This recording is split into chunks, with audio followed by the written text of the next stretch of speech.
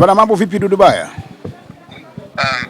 Niko poa na ndio nimeamka sasa hivi, maana jana nimekesha mpaka asubuhi kwa sababu ya harakati za Mamba 24. Okay. Kwa hiyo Lichiwani akanipigia simu kunijulisha ndio babake kipenzi wa Juma Nature ambaye pia ni baba yetu pia. Unajua mzazi wa mwenzako ni mzazi wako pia kabisa.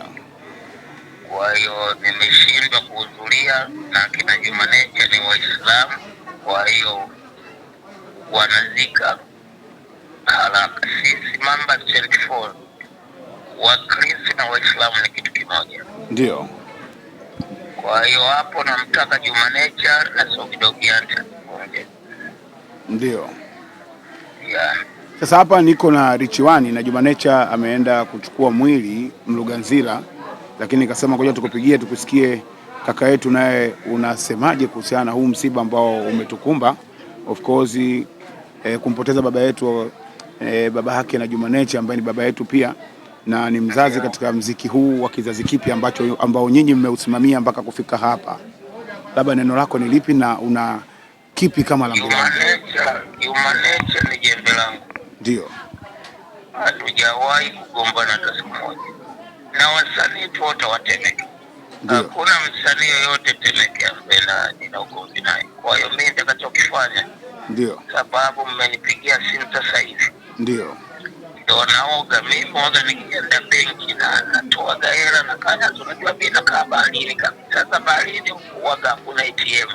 Hakuna nini, labda wakala. Kwa hiyo mimi mchango wangu kwa kumpa pole Juma Nature ni Laki1. Nyingi sana kaka wangu. Kwa hiyo weka simamia hilo. Ndio. Mimi naoga, baada ya hapo utanipigia ziadi kwamba imeshafika tayari Laki1. Ndio mchango wangu kwa Mungu akubariki sana kakaangu, kwa sababu kugusa maisha ya rafiki wakati ana shida ni jambo la msingi, na hicho unakifanya mara nyingi, na kuona ni mtu ambaye uko karibu na jamii yako na marafiki zako, kwa maana ya kushika mkono pale wanapokuwa wana matatizo, unawakimbilia kama hivi ambavyo unamkimbilia Juma Nature kwa mchango wako wa shilingi Laki1 kama lambilambi. Ni jambo kubwa sana na Laki1 ikishafika tu, alafu waambie wa Tanzania nimeshaipokea. Ndio. Haya, ubarikiwe. Sawa. Asante sana. Bana, kama ulivyomsikia hapo Dudu Baya, tulikuwa tukizungumza naye kwa njia ya simu na ameahidi kutuma lambilambi yake ya shilingi Laki1 kwa ajili ya kuweza kumpa pole rafiki yake Juma Kasim Nature, mwanamuziki mwenzake ambaye anafanya naye kazi ya muziki kwa muda mrefu. Kama unavyojua kwamba game hii ya muziki imesimamiwa na wasanii wa kongwe ambao wamechonga barabara na kuweza kufika hapa. Lichiwani, umemsikia Dudu Baya? Nimemsikia na kafanya jambo la heri pia, kwa sababu unajua kama unavyoona tuko hapa, kuna mahitaji mengine madogo madogo, ila kama hizo zinaweza zikakava vitu vidogo dogo kama hivyo, maisha kaendelea, mwisho wa siku tukaenda kumpumzisha mzee wetu salama. Na hii inatukumbusha kwamba wanamuziki au wasanii kuna namna ambavyo mnashikana. Of course wasanii ambao umeanza game kitambo sana, kuna spirit ambayo umeiweka ya tofauti hata na wasanii wa sasa hivi ambao wanachipukia kama upcoming hawa, wanapokuwa wamepatana shida wanaweza watu wakavimbiana mpaka misibani, wengine wakaja na mabounce sana, vitu kama hivyo. Lakini nyinyi kuna namna ambavyo mmejiset. Si mmoja tu kwa Dudu Baya anasema kwamba anatuma lambilambi. Neno lako la kufundisha watu wengine kujua kwamba shida si za mtu mmoja. Sasa vitu kama hivi ndio iwe kama mfano wa kuiga kwa wadogo zetu, kwamba sisi hata pia zamani tulikuwa tunafanya muziki kwamba unaweza kugombana na mtu, lakini sio kwamba kukutana naye kwamba unamvimbia nini, hamna.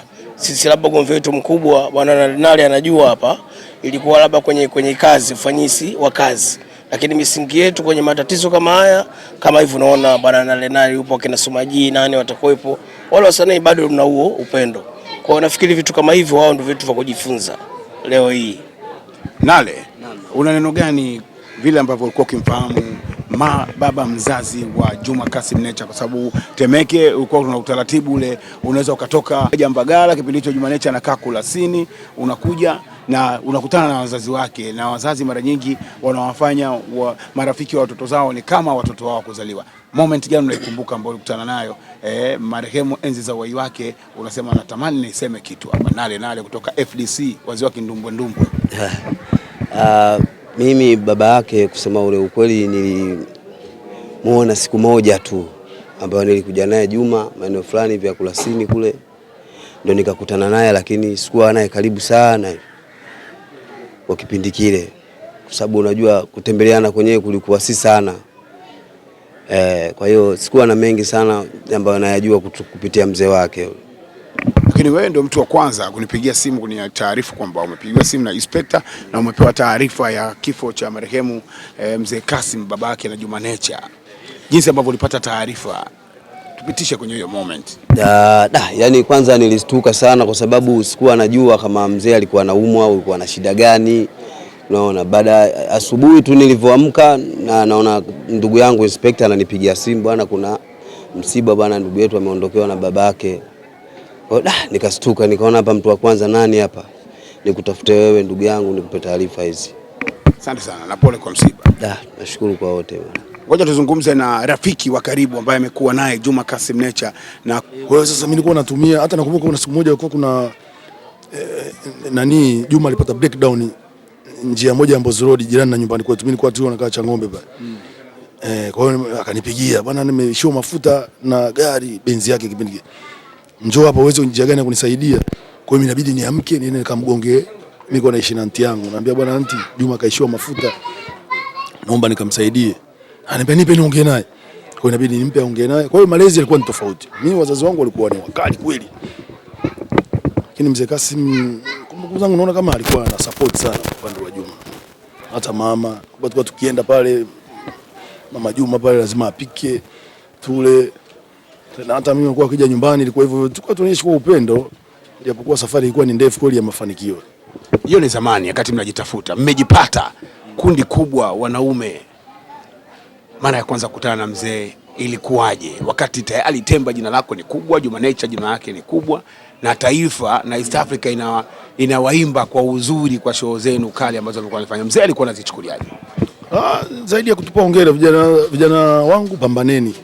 Sasa hivi sisi tunawategemea nyinyi, sisi tushakuwa watu wazima. Nyinyi ndio mnatakiwa mtutunze sisi. Sisi tunacheka, ulichokuwa nacho mfukoni unampa mzee, anashika, mama anashika, maisha yanaendelea. Nimefurahishwa na jinsi ambavyo wanamuziki ambao wamechonga barabara ninavyoshikana kwenye shida. Hapa nimeona TMK karibu wote, nimemwona Keyala, nimemwona Inspector Harun, nimemwona Doro, nimekuona Temba, nimemwona Rich One na wengine wengi nazidi kuwaona hapa. Unatamani kusema nini ambacho nyinyi mnacho, mmebarikiwa nacho wasanii wa zamani, kwamba katika upendo, kujaliana na kukimbiliana kwenye shida? Unatamani kuwaambia nini hawa wanamuziki ambao wanachipukia, ambao sasa hivi unaweza kukuta hata kwenye misiba wanachagua ya kwenda, na hata wakienda wengine wanakwenda mpaka na mabouncer kwenye shughuli? Lakini simekuona Temba hapa, ni mwanamuziki mkubwa, lakini hauna tagi la kusema nyuma unalindwa na vitu kama hivyo, lakini unatokeza kwenye msiba na kuja kuwafariji wafiwa, kumfariji rafiki yako.